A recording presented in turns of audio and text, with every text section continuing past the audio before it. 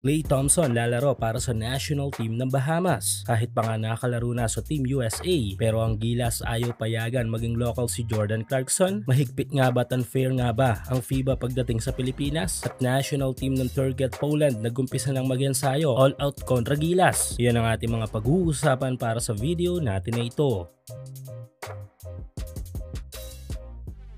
Kung iisiping mabuti kundi lang dahil sa rules ng FIBA ay marami tayong mga malalarong mahuhugot overseas na may dugong Pinoy. At ang maganda nga dito ay nire-recognize ng mga ito ang kanilang pagkakaroon ng dugong Pilipino. Yes, marahil magkukomento ang ilan na mas maganda dapat kung all Filipino ang lineup ng Gilas. May punto naman, kaso iba na din kasi ang level ng kompetisyon ngayon ng basketball sa international scene. At kung sakaling wala tayong kuhaning mga foreign players ay para na rin nating tinakwil ang ating mga sariling kababayan. Basta kinikilala ng isang malalaro ang kanyang pagiging Pinoy ay ayos yon. Ang magandang halimbawa na nga dito ay sina Jordan Clarkson, Jalen Green at Ron Harper Jr. Mga aktibong NBA players na may mga dugong Filipino na gustong lumaro sa ating national team. Kung sakali ay 3 posisyon ang mabubus ng mga ito para sa ating pambansang kupunan. Ito nga yung point guard, shooting guard at forward position kapag nakasali sila sa Gilas. Ngunit ang magandang vision na ito para sa ating national team ay may malaking balakid ng FIBA. Ito nga yung rule na kanilang ginawa. Pero sa mga naglalabasang balita ngayon regarding sa mga national teams ay tila may palakasang nagaganap na kung saan ay ang ibang mga bansa ay inaalaw ng mismong FIBA na tablahin ang kanilang rules, pero sa Pilipinas ay hindi. Tulad na lamang ng 2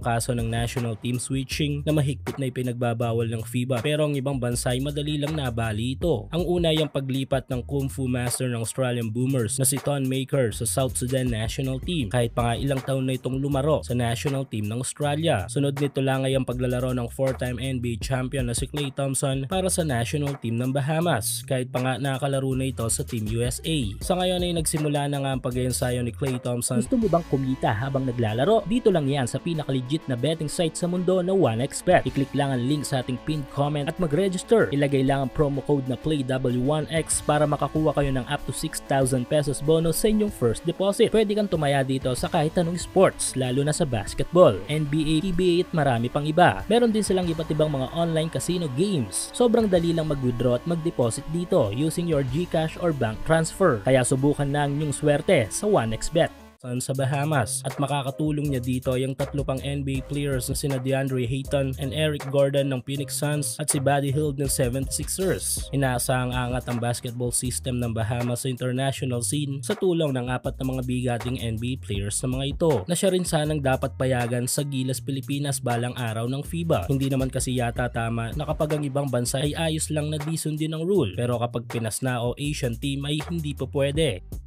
Samantala, tila tune-up game pa lamang ay mukhang mapapalaban na ang ating national team bago sumabak sa FIBA OQT sa Latvia, dahil ngayon pa lang ay nagsisimula na mag-ensayo ang mga malalaro ng national team na makaka-tune-up game natin. Ipinost na nga ang petsa at oras ng national team ng Turkey ang paghaharap ng kanilang national team kontra sa Gilas. Malaking bagay ang matututunan ng ating national team sa Turkey na pwede nating magamit sa pambansang kupunan ng Latvia, since halos same style sila ng laruan ng mga ito. Nagsimula na rin maghanda ang national team ng Poland na pinapangunahan ng kanilang NBA young player mula sa San Antonio Spurs na si Jeremy Sochan, at tila puspusan ang paghahanda rin ng mga ito para sa OQT. Malaking bagay naman para sa Gilas ang pag-adapt ng mga plays ng Poland na magagamit natin sa magiging laban natin kontra sa national team ng Georgia. Inaasahan na mag-uumpisa na rin mag-ensayo ang ating national team soon, dahil halos lahat naman ng mga players natin ay available na.